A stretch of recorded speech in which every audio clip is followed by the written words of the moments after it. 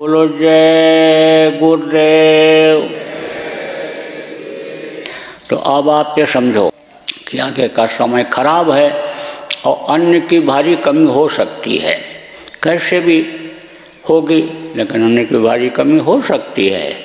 ऐसे समय में आप मुकाबला करने के लिए समय का आप ये समझो कि हफ्ते में चाहे एक ही दिन सही, वैसे 2 दिन इतवार गुरुवार को करो तो बहुत अच्छा है।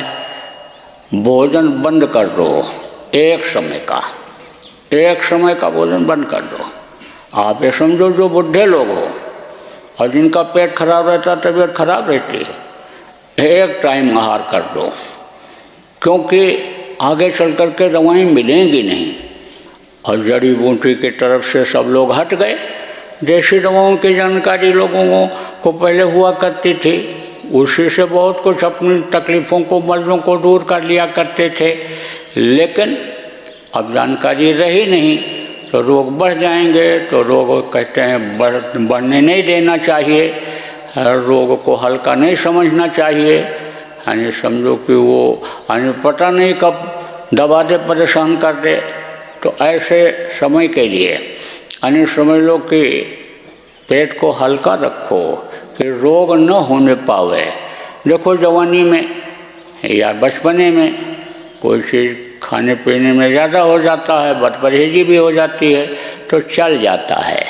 शरीर में इतनी क्षमता और ताकत रहती है कि उन छोटी मोटी समझ लो कि कमियों को दूर कर देता है। वो बर्दाश्त कर लेता है, लेकिन बुढ़ापे में नहीं होता है।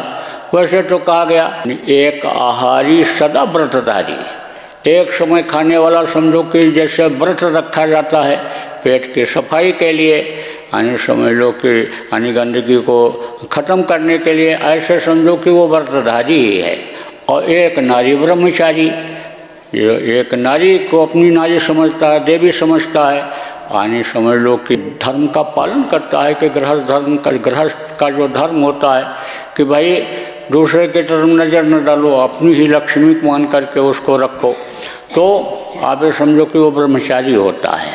तो समझ लो कि भोजन आप जो बचे आप उसको समझो कि जो असहाय हैं उनको खिला दो। वैसे तो आज जितने भी प्रेमी हो, सत्संगी हो, आपसे ये कहा जा रहा है, अपील की जा रही है कि आप जहाँ कहीं भी अपने अपने गांव में हो, अगल बगल में मोहल्ले में देख लो, अगर बगल के घरों में देख लो कि कोई भूखा तो नहीं सो रहा है। और अच्छा तो ये होगा कि पहले की आदत आप लोग डाल लो। पहले क्या करते थे लोग, शाम को जब भोजन बन जाता था तो दरवाजे पर लोग बैठते थे।